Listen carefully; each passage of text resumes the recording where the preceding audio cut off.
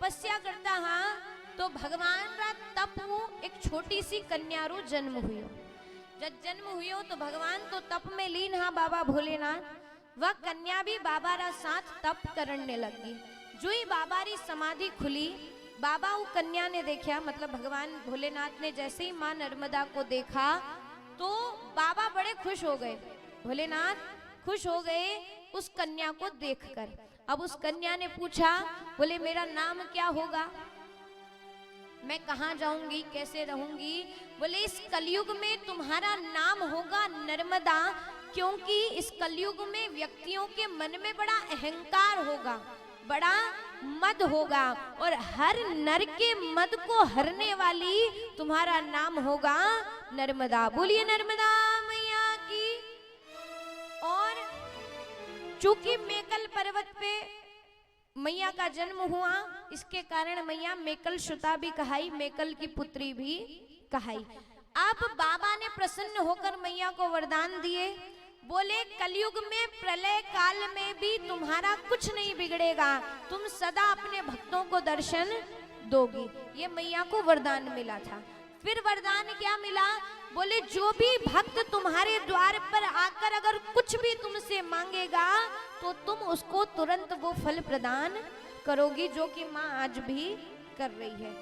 तीसरा वरदान दिया गया कि मैया ने कहा, बोले मैं चाहती हूँ कि आप मेरे तट पर विराजमान रहे सभी देवी देवताओं के साथ। तो बाबा भोलेनाथ कहते हैं कि तुम्हारा हर कंकर मेरे रूप में विराजित होगा, जिसको नर्मदेश्वर शिवलिंग कहा जाएगा।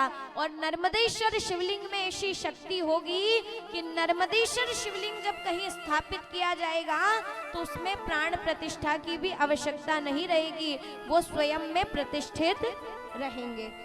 फिर बोले मैं अपने पूरे परिवार के साथ सदा तुम्हारे तट पर विराजमान रहूंगा, और मेरे साथ साथ तुम्हारे तट पे सारे देवी देवता विराजमान रहेंगे। इसलिए नर्मदा जी के तट पे आप कोई सा भी हवन, कोई सा भी यज्ञ, कोई सी भी कथा कर सकते हो, आपको उसका 1000 गुना फल निश्चित मिलेगा, क्योंकि यहाँ सब विराजमान है। फिर चौथी बात, बोले संसार में किसी भी नदी की परिक्रमा नहीं होती, पर तुम एकमात्र ऐसी नदी हो जिसकी परिक्रमा की जाएगी और जो भक्तों को तुरंत फल देगी।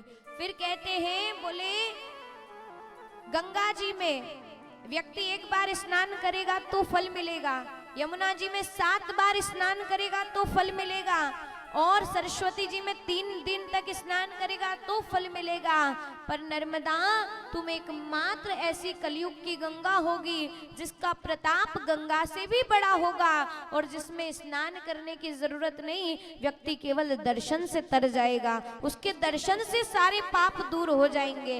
अब एक बार क्या हुआ कि गंगा मैया बड़ी दुखी होकर बाबा भोलेनाथ के पास पहुंची कि मैं जब से इस धरती पर आई हूँ, पाप धोने वाली गंगा मुझे कहा जाता है, इतने पापी से पापी लोग मेरे अंदर आ गए, स्नान करके अपने पाप छोड़ कर गए हैं कि अब मैं मैली हो गई हूँ, मैं अपने इस पाप को, इस भार को कैसे कम करूं। उस समय बाबा भोलेनाथ ने कहा कि इस जग को पावन करने वाली परम पावनी नर्मदा के तट पर तुम जाओ और वहां जाकर तुम स्नान करो, जिससे तुम्हारे पाप का भार कम हो जाएगा। तो वही गंगा मैया शुभ तिथि शुभ नक्षत्र में नर्मदा जी में स्नान करने आती है, अपने पाप का भार कम करने के लिए, जो लोगों ने उनको दिया है, जिसको हम गंगा दशमी कहते हैं। तो गंगा मैया से भी बड़ी माँ नर्मदा को बताया गया, ऐसी मेरी माँ नर्मदा है। तो कौन कौन अपने घर माँ नर्मदा को बुलाना चाहता है? आइए मीठी मीठी तालियों से बोलिए नर्मदा